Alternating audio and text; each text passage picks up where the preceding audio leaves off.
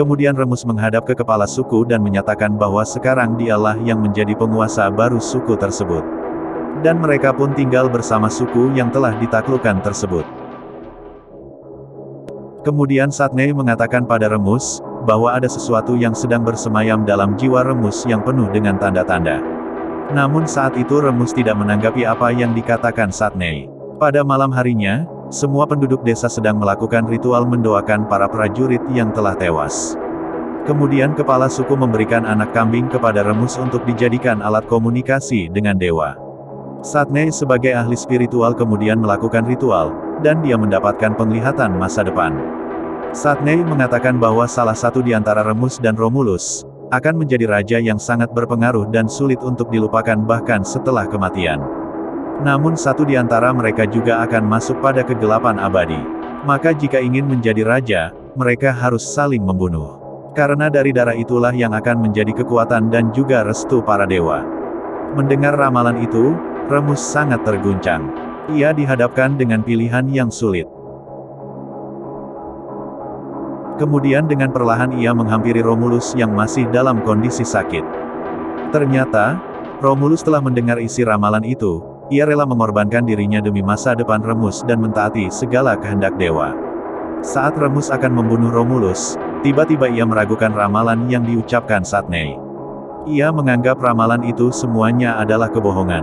Remus kemudian bergegas menemui Satney dan meluapkan emosinya. Kepala suku yang menghalang Remus menjadi sasaran. Tanpa ragu, Remus langsung menghabisi kepala suku. Remus yang sedang emosi, semakin kehilangan kontrol dan menyeret Satney ke dalam hutan. Remus menegaskan bahwa ia rela tidak mematuhi dewa daripada harus membunuh saudaranya sendiri. Remus kemudian mengikat Satney dan meninggalkannya agar menjadi santapan binatang liar. Saat itu Satney memohon pada Remus agar langsung dibunuh saja. Remus mengatakan bahwa kalau dewa memang berkuasa, maka dewa tidak akan membiarkan Satney mati. Dengan susah payah, Romulus bangun dan menghampiri Remus. Dia mengutarakan kekecewaannya terhadap Remus yang sudah bertindak keterlaluan. Lalu Romulus meminta agar kepala suku dimakamkan dengan layak. Mendengar hal itu, Remus semakin geram. Ia menyerang Romulus dan mengatakan bahwa ia selalu taat kepada dewa, dan hidupnya selalu dalam kesengsaraan. Tidak mendengarkan perkataan Romulus, Remus kemudian memerintahkan semua orang untuk berlutut. Kemudian Remus juga memerintahkan untuk membakar semua rumah penduduk. Romulus memohon agar Remus menghentikan semua kekejian ini. Namun Remus menjawab, bahkan dewa pun tidak pernah berhenti membuatnya menderita.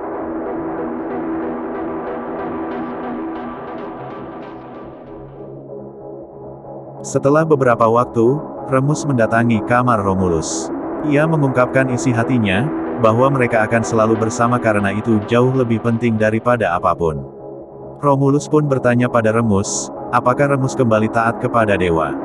Namun Remus tidak menjawab dan memilih untuk pergi. Remus kemudian kembali teringat dengan Satney yang ia tinggalkan di dalam hutan dan ia pun mendatangi Satney. Kondisi Satney sangat memprihatinkan, ia sekarat dan meminta Remus untuk lari, jika tidak, maka akan terjadi sebuah kematian. Pada pagi harinya, Romulus terbangun dan melihat penduduk mulai memperbaiki kondisi desa yang porak-poranda. Ia mencari Remus, namun penduduk mengatakan bahwa Remus telah pergi bersama anak buahnya. Kemudian Romulus menyalakan kembali api suci yang menjadi simbol kekuatan dewa, lalu mereka mulai mengubur jasad kepala desa. Istri dari kepala desa mengatakan kepada Romulus, bahwa api telah memilihnya untuk menjadi pemimpin mereka. Semua orang berkumpul dalam barisan melingkar melakukan pemujaan pada dewa dan mengangkat Romulus sebagai kepala suku yang baru. Beberapa waktu kemudian, Romulus melihat rombongan pasukan suku Alba yang sepertinya sedang memburu Remus dan kelompoknya. Romulus pun ingin menolong Remus, namun para penduduk mengingatkannya agar tidak perlu ikut campur. Romulus mengatakan bahwa jika suku Alba terus dibiarkan, maka tidak ada yang namanya kebebasan dan ia harus menolong saudaranya, karena ia percaya masih ada sisi baik dari diri Remus. Saat ini Remus beserta pasukannya bersiap menyeberangi sungai. Namun tiba-tiba pasukan suku Alba menyerang dan terjadilah pertempuran.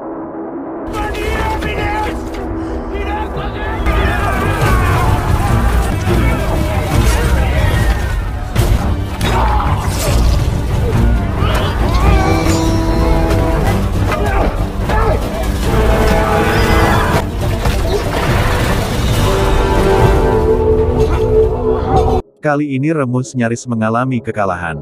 Namun Romulus beserta beberapa penduduk desa datang dan membantu Remus. Mereka berdua saling menyatukan kekuatan dan melawan suku Alba.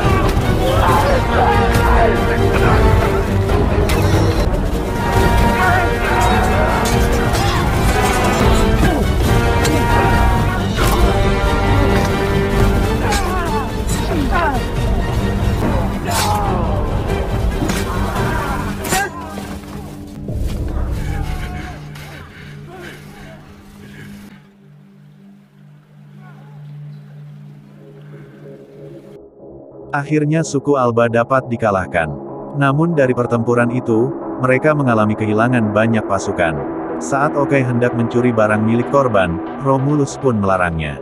Namun Remus tak terima atas perkataan Romulus yang melarang anak buahnya. Remus bahkan menganggap semua orang di sana adalah budaknya. Karena Okai berani menyerang warga desa, Romulus pun membunuhnya.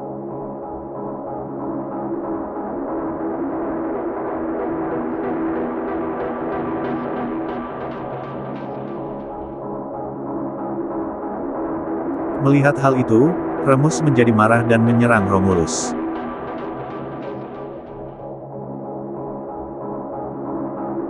Akhirnya terjadilah pertarungan antara dua saudara itu.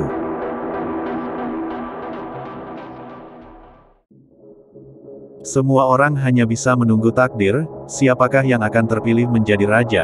Kekuatan Remus lebih unggul dibanding Romulus dan ia pun bersiap menghabisi Romulus. Namun takdir berkata lain, ternyata Romulus berhasil menusuk Remus dan memenangkan pertarungan itu. Penghujung ajalnya Remus menyadari kesalahannya dan dapat menerima takdir yang telah digariskan. Mereka akan selalu bersama meskipun salah satu di antara mereka harus mati.